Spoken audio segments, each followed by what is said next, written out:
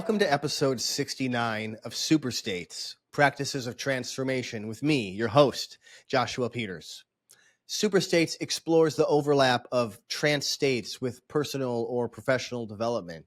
And in each episode, we'll talk to world-class experts, industry leaders, revolutionary thinkers, people who are sharing information, tools, and their own personal stories, all designed to inspire you on your journey. Make sure to subscribe to the podcast through your favorite podcast host, or you can subscribe on YouTube. Either way, you'll stay up to date with new episodes. If you enjoy this show, give me a 5-star review to help the show grow.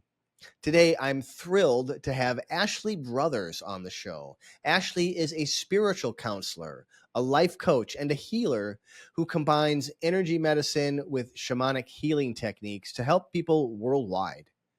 With a focus on healing trauma, abuse, and chronic illness, Ashley uses her intuition and spiritual guidance to bring profound transformation to her clients.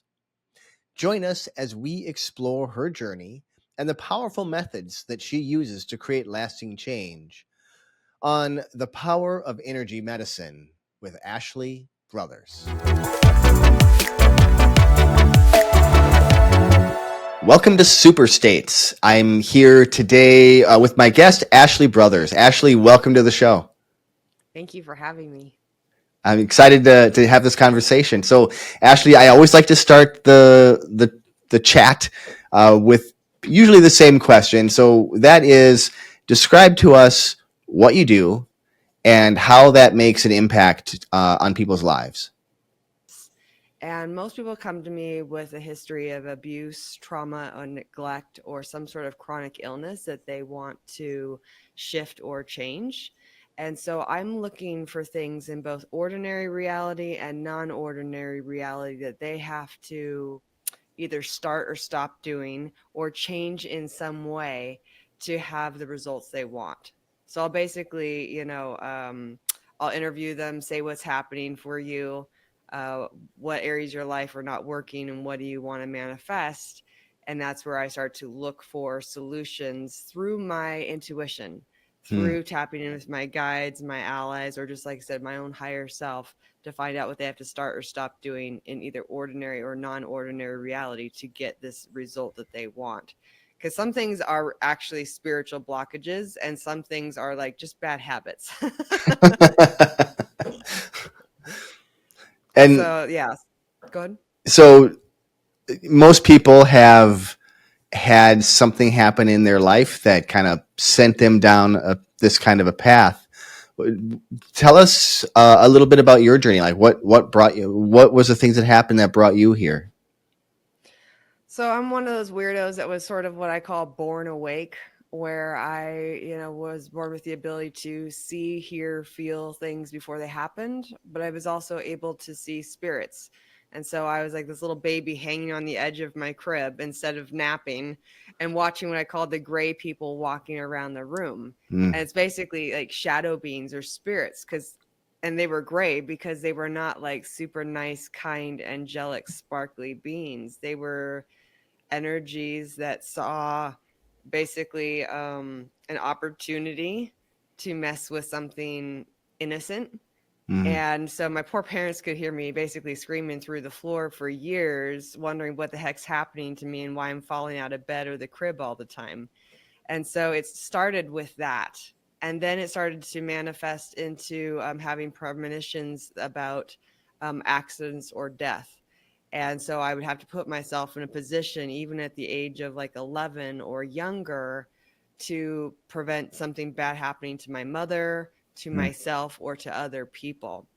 And so I didn't know really how to call upon those gifts or skills at will until I started my training in 2004. So I was about 26 years old or something like that, about 26 years old when I first started my training, first in Reiki and then in shamanism. And basically the whole premise of shamanism is that there is an intelligence within everything and everyone that you can tap into for either information, power, protection, and healing. And so they taught us how to go into these alternate states of consciousness to get that information or power. And so I would use that in my healing practice to help clients shift from one state of consciousness or one state of being to another. And so that if a person has like a trauma situation, they have a trauma, um, they they're in a state of trauma, trauma consciousness, trauma identity that Mm. you can shift by changing the energies that are within them. And so that may be like, I need to remove a wounding imprint or remove some sort of intrusive energy that stuck to them, and then restore any essence or vitality they lost as a result of their life's experiences. Hmm. And you do that through the trance work of the shamanistic journey. Yeah, and that type of trance work is actually, it's been around for forever. Mm-hmm. So if you think about it like meditative states, you go into alpha theta brainwave frequencies through breathing or meditation, you're changing your state of consciousness. Mm-hmm. So a lot of people are running around in their beta brainwave frequencies, or they're in some sort of survival mode where we're back here on the brain stem, which is all about basically emotion and survival. And it's hard to be creative. It's hard to be intuitive. It's Mm. hard to create a new sense of self or new sense of life when we're running on this autopilot that's back there. Yeah. And so when a person goes into these trance like states, they could be just um, relaxation. Relaxation is a totally different state from fight, flight, or freeze. And if you want to pair relaxation with like gratitude, appreciation, or fulfillment, like the Mm. wish fulfilled, you are introducing this new state of consciousness, this new state of being that can become your new default mode rather than the dysfunctional one. Mm. So so the shamans would use drums, they would use rattles, they would use singing and dancing to get their brainwave frequencies basically into alpha theta. And if you see those National Geographic where the person's eyes are white, what they've done is they've rolled their eyes back up at least 20 degrees, which will automatically put the brain into alpha. And so when you're doing that, when these things are when you're using monotonous beats like drums or rattles or dancing or something to that effect, um so in my traditions of shamanism, they would use drums, they would use rattles, they would use singing or dancing to get people into these meditative states, which Mm. is will put the brain waves into alpha theta frequencies that puts you more back into like the frontal lobe, which is about logic, reason, decision making, intuition, things like that, where you can start to actually recruit other energy or power within you and around you to manifest certain things. You can also use it for healing. But when we're back here on the brainstem, which is all about emotion and survival, and we're really stressed out, our body is using up this vital energy that we would use to either create something, manifest something, or healing. Because you can't really heal or do anything in that extreme survival state. And Mm-hmm. so these shamans, they have learned again, through these different methods of singing, rattling, dancing, drumming, to really change their brainwave frequencies for prolonged periods of time. And the more they're in that state, the more power, the more information, the more things that come through, versus the Mm. person who is in a stressful state the majority of the time. They're going to be more out of sync with their natural self, their higher self. And so they're wondering why it's like trying to push a boulder up a hill. Mm-hmm. It's because their default mode has become dysfunctional. It's, you know what I mean? And Yeah. so these shamans would create a large enough field that it would then eclipse this other person. Because if you think about it, your heart has a brain of like 44,000 neurons. It generates the largest electromagnetic field in your body. Okay. Um, the HeartMath Institute found, like, I think it's electrically 40 to 60 times stronger than your brain, but magnetically up to 100 times stronger than your brain, Wow. which means that your heart will not only change your brain, it will change somebody else's. So think of Mm. two people together. One's a lower vibrational frequency and one's a higher. If this person has a dominant energy field down here, this person will lower in mood, energy, and performance by a minimum of 30%.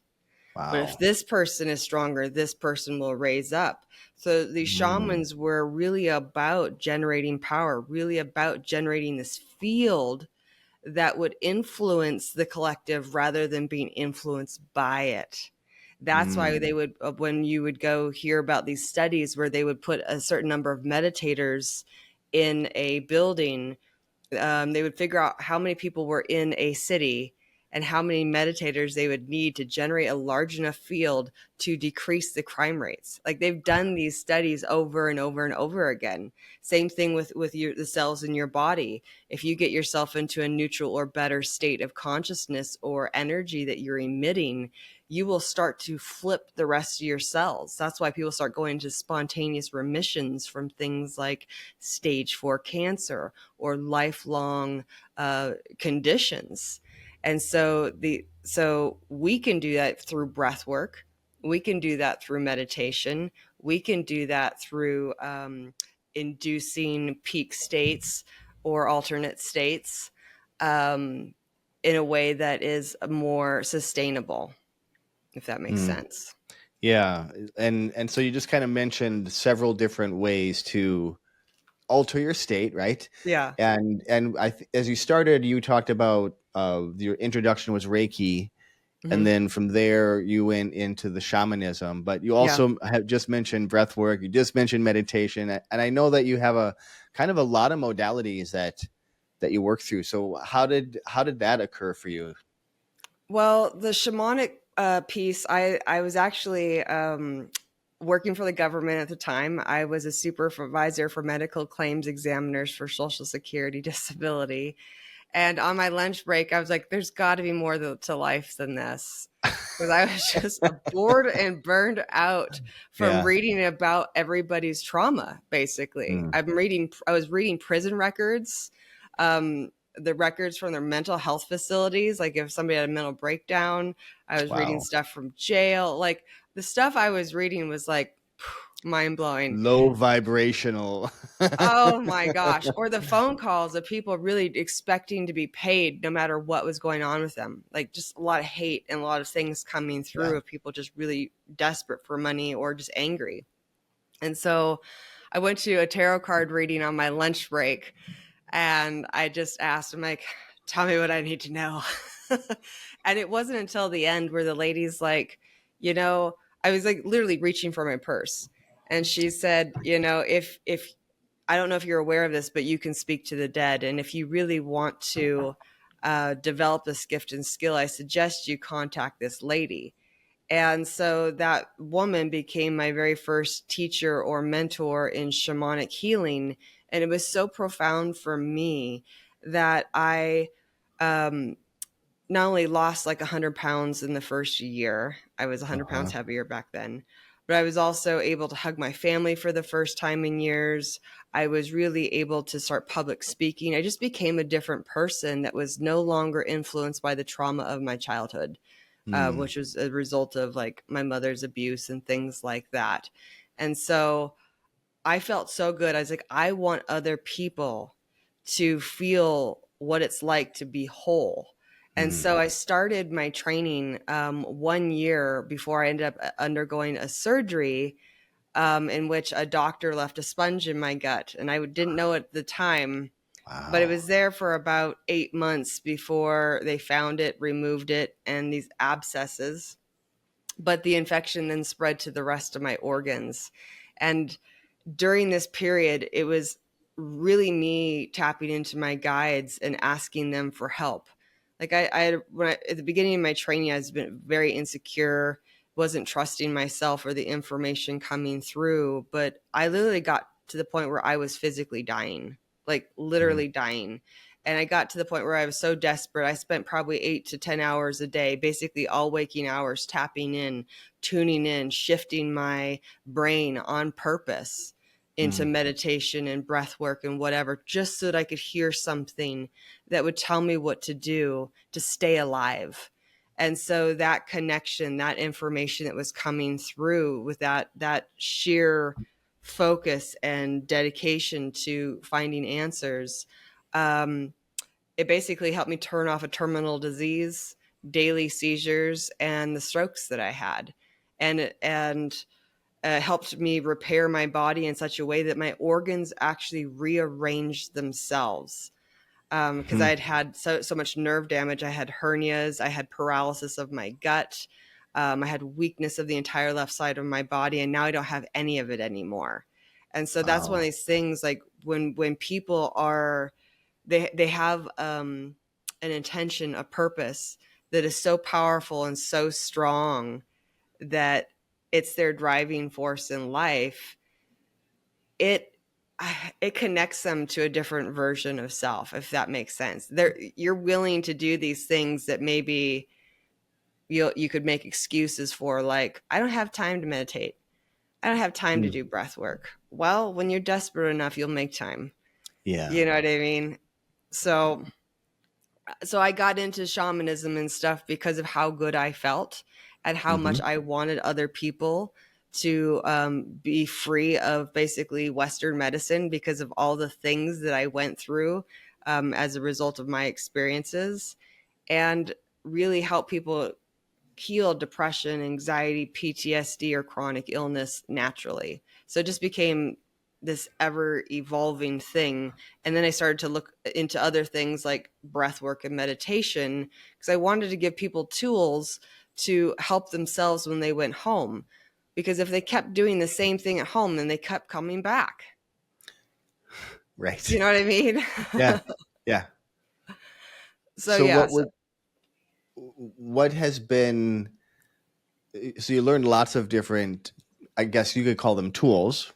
yeah. What's your go-to when you're working with someone? Well, shamanism is first and foremost my thing, because there's an intelligence within everything. And so there could be an intelligence behind their illness. Mm. There's a message behind their illness. There's a message behind depression. There's, you know what I mean? There's some part of their consciousness that's stuck in a certain state. And through going into alternate states myself, I Hmm. can hear what their consciousness, either their higher self or their wounded self, has to say. Okay. And oftentimes I will hear something come through, like they did this to themselves. And so I'll ask Mm. my higher self, what does that mean? And this part will say they wish their life away.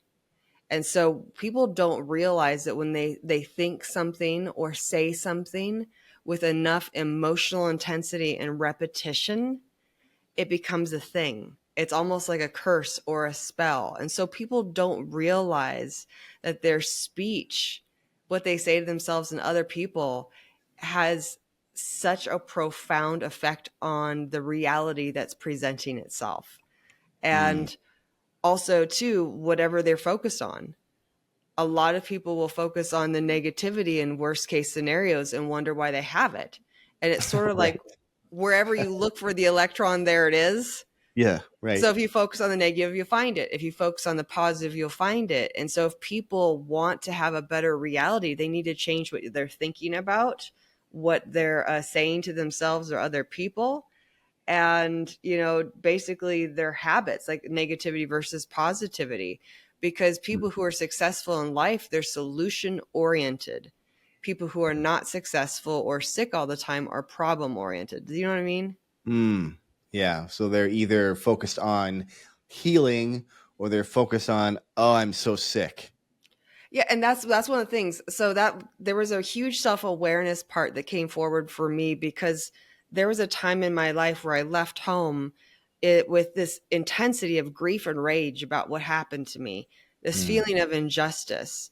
And when I was 17 years old, that's when I left home. I said something with enough emotional intensity and repetition that it became the next 20 years of my life. And I Mm. kept thinking that all these bad things were happening to me because I was cursed or because of something else. It was actually all in alignment with that thing I had said one day. Mm. And so I Wow. realized, oh, what was my role in all these bad things that happened to me? Because when I was sick, I had 40 doctors refuse me care in 3 different states, and they treated me like garbage, you know what I mean? And so I kept wondering, like, what is it about me that makes me untouchable? And I realized I was emitting a field that was repelling them. And that's one of the things that, so aside from shamanism, I looked also into HeartMath, Mm-hmm. and they're the ones that are discovering the field that you emit, because a person will often think that they've arranged their face a certain way. They're smiling with their face, they're smiling with their eyes, their tone of voice is a certain way, but a person is treating them the opposite. And they're wondering, I'm so nice, I'm so kind, why do people treat me badly? They're responding to what you're emitting, like a dog picking up a scent, and it knows your Mm. intentions. If your field says treat me like garbage, or I don't have worth, or I don't have value, people will treat you the way that you actually feel, because your own field is programming them to treat you that way, subconsciously or unconsciously.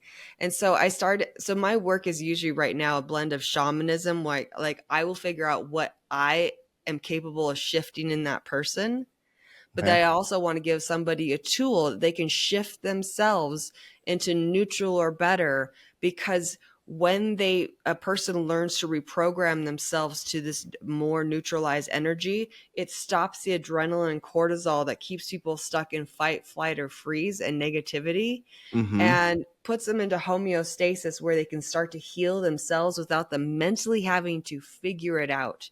So, Ashley, you've talked about HeartMath Institute a couple of times, Yes. and Yeah. I really love HeartMath Institute. Um, how did you find out about them, and did you do any training with them, or like how did you use their knowledge? So, I looked into Dr. Joe Dispenza's work for the longest time, and at first, I was like super enthusiastic about it, but I didn't, for some reason, some of the terms he was using were not very clear to me. Mm-hmm. And so I started looking into, because it says heart math on his website. Mm. And so I started looking into heart math to find if there's an easier way to do something rather than sitting in meditation for 1 to 4 hours. And they explained what was happening inside the heart and the body in such a clear way that I finally got it. Like, all Mm. these things started to click into place for me. And I actually was so interested in them that I signed up for a training course at a time where I was trying to overcome a new trauma. So I'd overcome all this other stuff of like 20 some years of garbage going on, only to have something new crop up and feel like I'm starting over from scratch. Mm. And I was just like, I cannot, you know, start over from zero, because that sucked. And so I started doing the heart math, and I found within like 1.5 to 2 weeks, it was doing something for me and to me that nothing else in my 40 some years ever had. And Wow. it was rewriting my brain to this point of like, most of my clients will say they have a life review within 1.5 to 2 weeks, because they will start to see their past differently. Mm. Not only will they get clear on the role that they played in it, but Mm-hmm. also they will look at the people and things in their life from a place of neutral or better. So they're no longer like super angry or super sad or in longing or grief or something like that. And that's just from practicing the heart breathing. Yeah, it's basically heart focused breathing, where you put your attention or awareness in the area of your heart or your chest, and you breathe a little more deeply, a little more slowly, basically like 5 seconds in, 5 seconds out. Mm-hmm. And when you're just neutrally observing the air going in and out of your body, you're not like trying to make a super happy duper, like picture in your mind or do anything particular. You're just the neutral observer of the air going in and out. That's going to put you in a place of neutrality, and being a place of neutrality can be a huge difference from somebody who's down here. It Yeah. could be a huge leap. And it's almost like clearing out debt. If Mm. you clear out your emotional debt, you clear out your emotional programs, you will start to see the world differently. And a lot of times people will say they try to drum up a negative emotion for this person that they've held in such a negative light for so long, they feel nothing. And it Mm, isn't apathy, it's just indifference. And so when you start to clear out these patterns, one of the things they're finding is that we can have 6 to 8 generations deep of patterns that are not even ours. And it doesn't mm, matter the origin of the pattern, it will clear it all, whether it's from you, your parents, your ancestors, or the collective, because we are always emitting fields. We could be PO'd or like super sad because of somebody in our field, because mirror neurons. So sure. that's when they talk about empaths. A lot of empaths will say, well, I'm picking up all this information and I feel drained by it. I feel drained by this person's emotions or whatever they're emitting. Well, when they get to this place of self-sustaining, of neutral or better, they're no longer being drained by these other people's energies, Mm-hmm. and they start to inform the field, which raises the vibration of everyone around them rather than just being informed by it. Mm, And they actually become better interpreters of the energy, because being an empath doesn't necessarily mean that you're spot on in what you're feeling. You may interpret it incorrectly, sure. because some empaths will pick up that somebody has low vibration, but they may interpret that to mean they're a bad person rather than that person has a history of trauma, Mm, or they're in a bad relationship or something like that. So when you get into this place of HeartMath, not only do you recognize patterns, you start to change them. You start to change your beliefs, start changing too. What you think of as reality really starts to shift for you from a lens of neutral or better, because every emotion that you are feeling is a filter through which you see, hear, feel, or experience life. And so when we talk about different states of consciousness, every emotion is a state. yeah. Every belief system is a state, but you have to change how you feel and what you're saying and what you're thinking about on a regular basis to have a positive state be more dominant than anything else. Mm. It just takes repetition, basically. Yeah. Yeah. It's as someone who's gone through that very same thing, like that, it takes work, it takes retraining, and Yeah. it's not as hard as you might think, but it does No. take some time to get there. Yeah, and like I said, when people say stuff to themselves, or like I'm sick, or I'm sick of this, or I'm sick and tired of blah blah blah blah, they're programming themselves. Yeah. Like their little cells are like listening, going, what? You know what I mean? And they're listening and they're responding. And it sounds kind of funny, but there's truth to that. And that's one of the things that shamans they knew about. They would say, don't speak of ill things.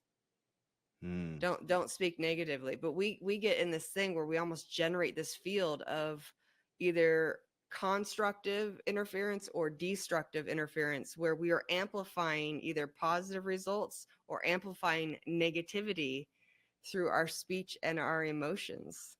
mm, And so people don't realize that when they're getting together and they're gossiping or they're getting together to complain, they are generating a magnified field like a mastermind, mm-hmm. but for the opposite of what they seek, and they wonder why they don't get it. And so when you're trying to create masterminds with either businesses or whatever, they're goal oriented, they're solution oriented, they're positive oriented, and they're like, how do we make this work, rather than why is nothing working.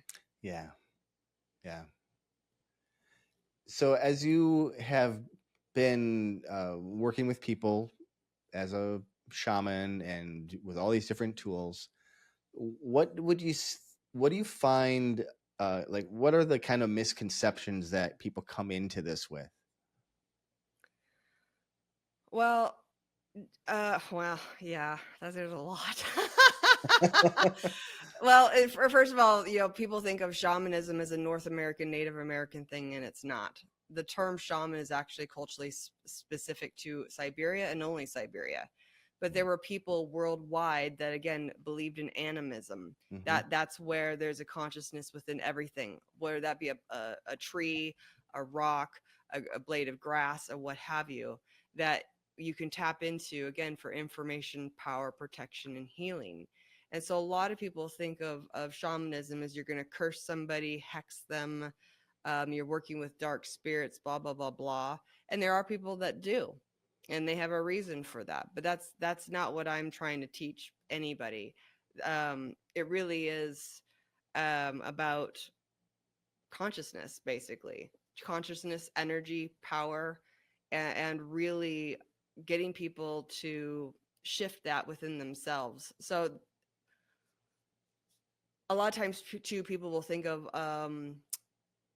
entities attached to somebody as something bad, like a demon. Hmm. That's another thing that I've seen some scary things in my life. I've had people try to bite me, punch me, kick me, whatever.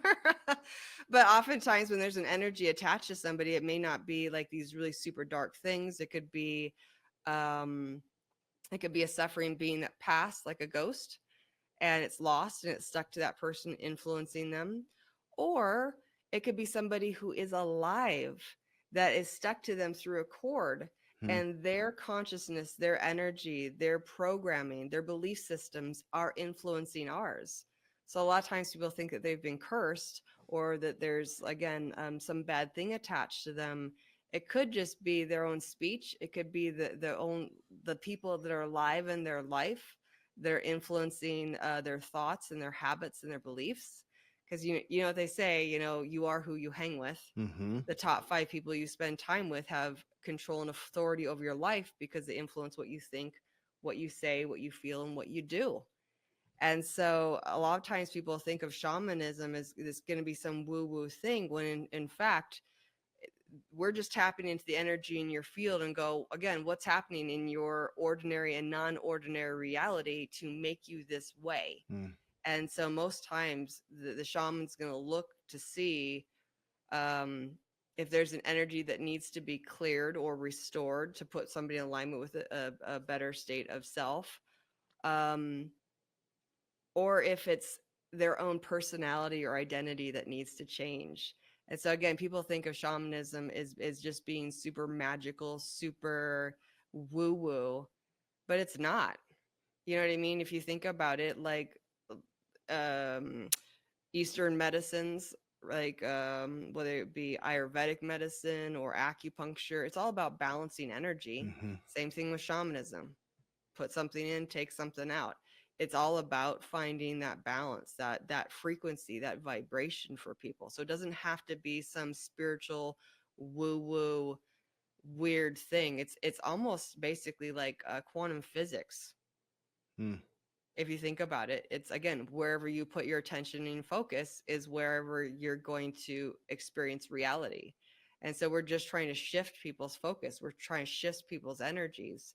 So I look at shamanism more from a quantum physics point of view rather than just a straight up woo woo thing. Yeah. So, and I like your approach in that. And it's also interesting because you've had these experiences since you were a baby, literally a baby, Yeah. of of being able to experience this something else Oh, that's yeah. kind of unexplainable, even in the quantum physics sort of way. Um, Yeah.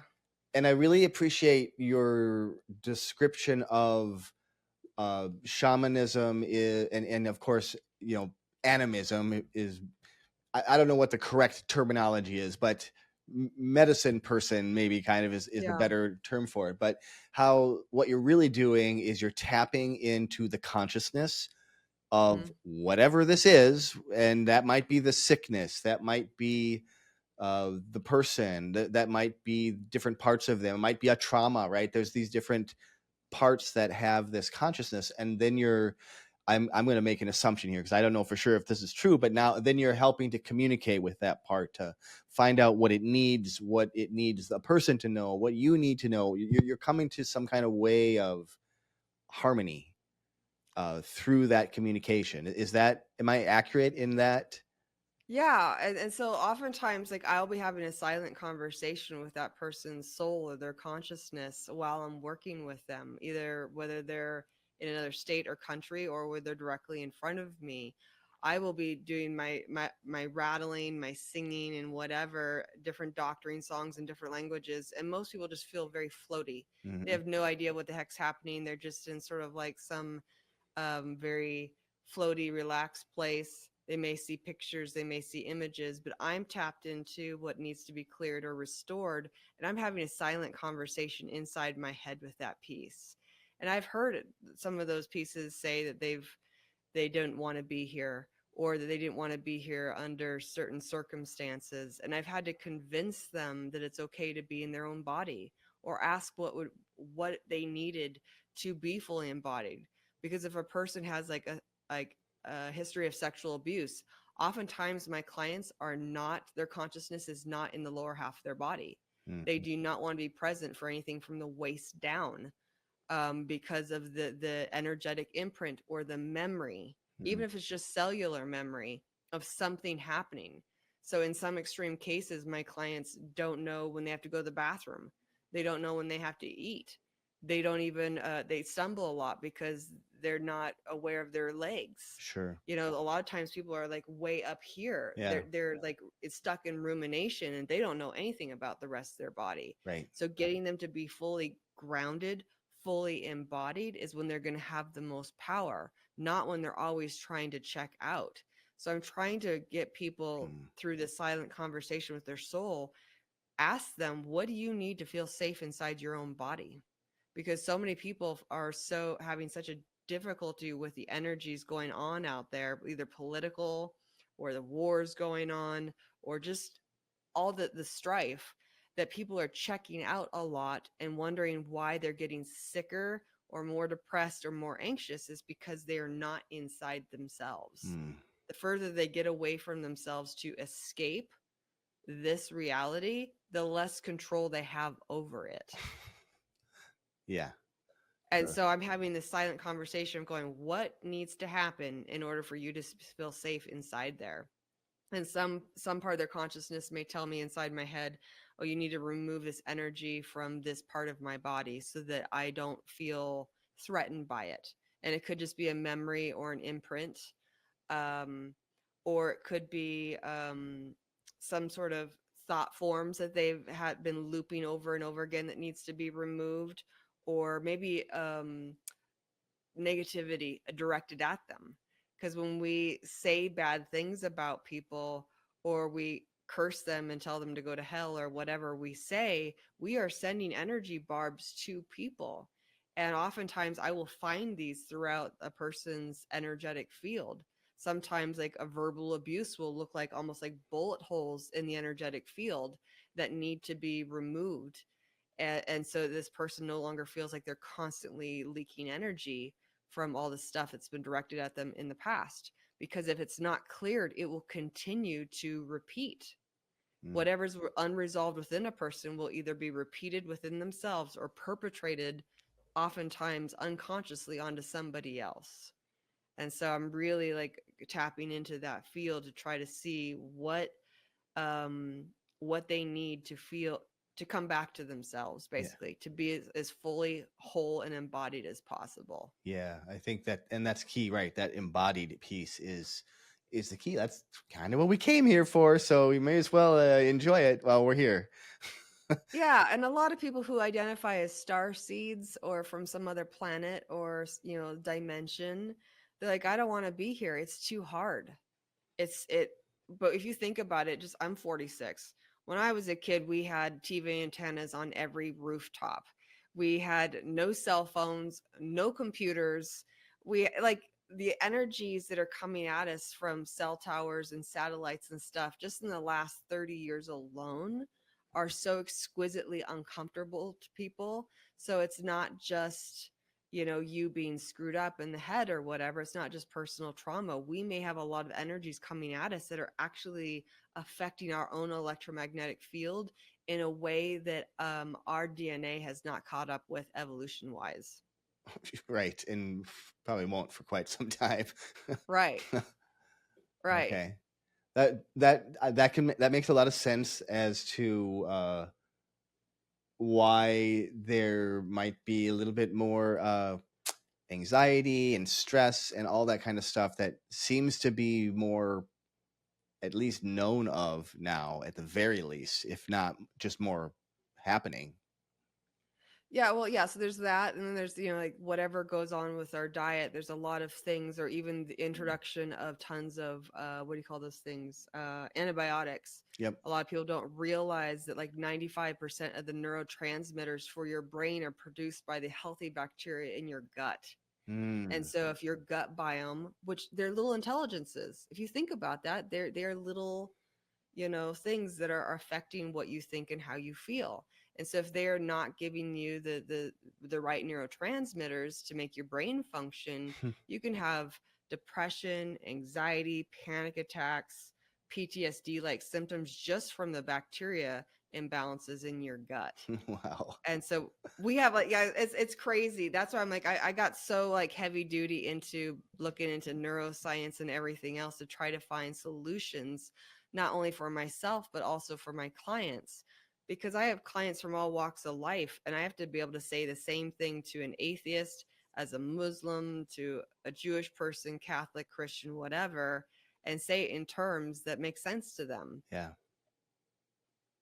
So Based on your experience of using all these different modalities and ideas, what is a practical way that someone can use this to improve their life?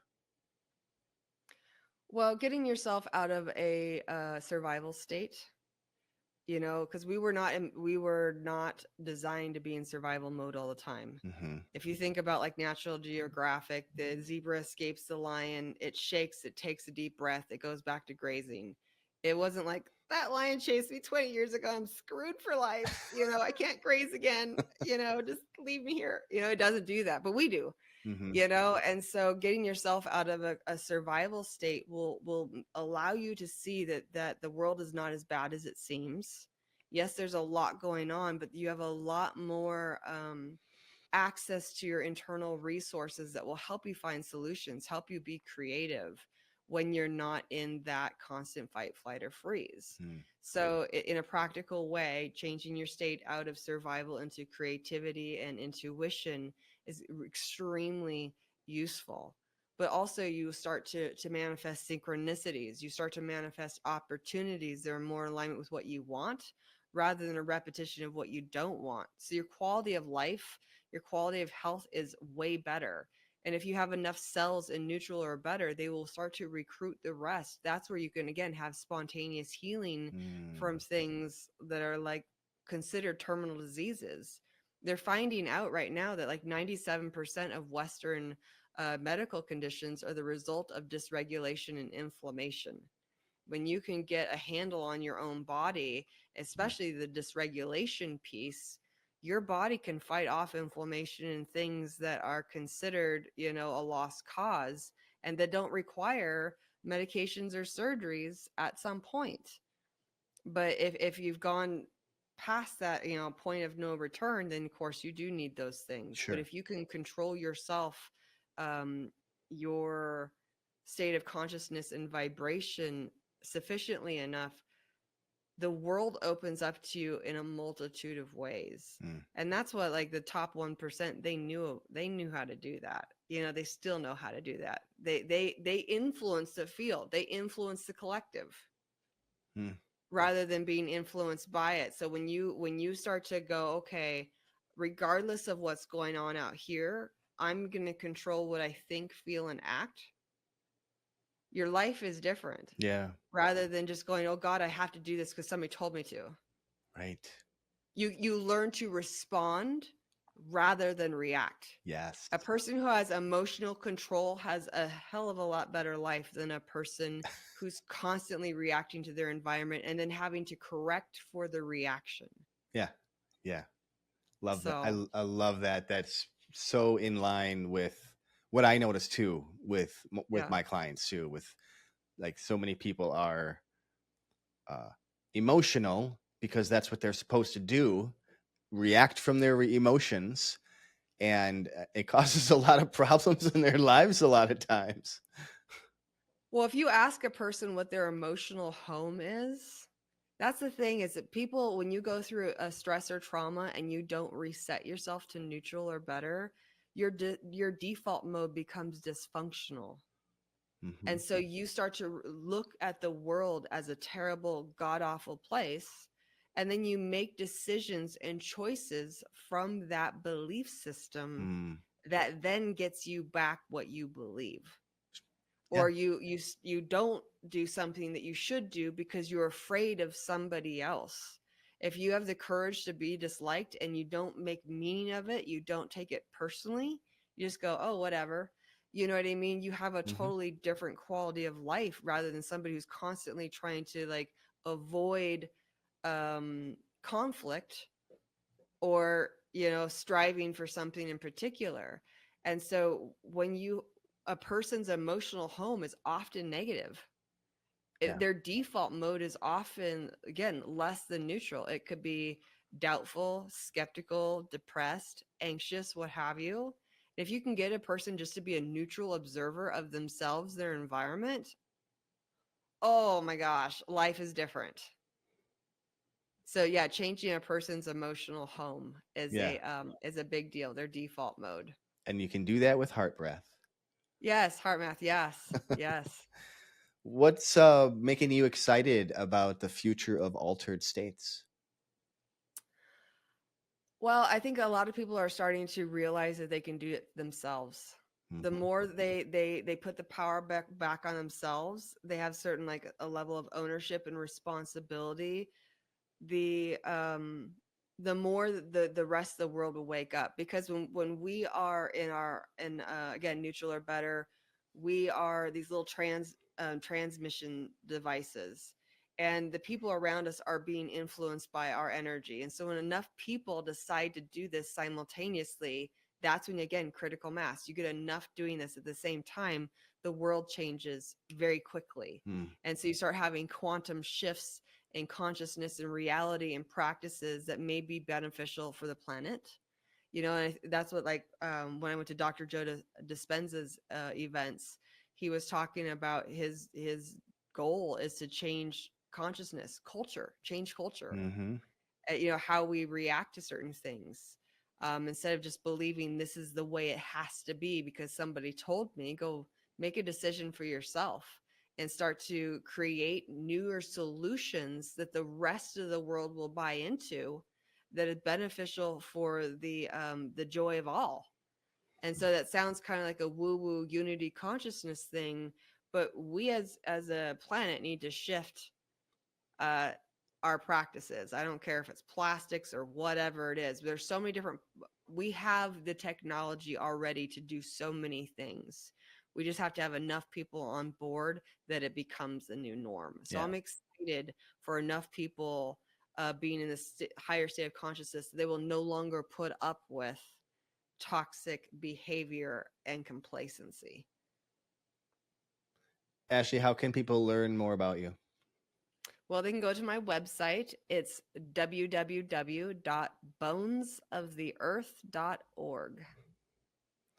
Great. I will make sure that is in the show notes. And what is the one piece of wisdom that you want the audience to leave with today? Oh, wow.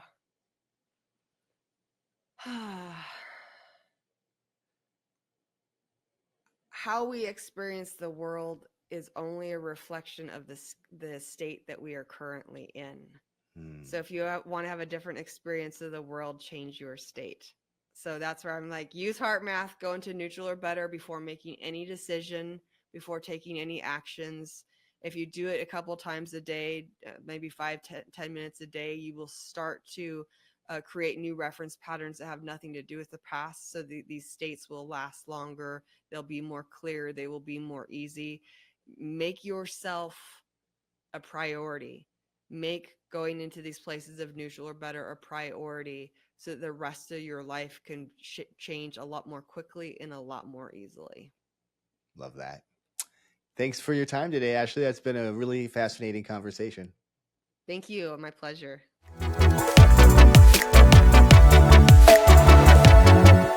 I hope you enjoyed this episode. If you did, please go ahead and leave me a 5-star review on this podcast. That's really the best way to expand this message, and it would mean a lot to me.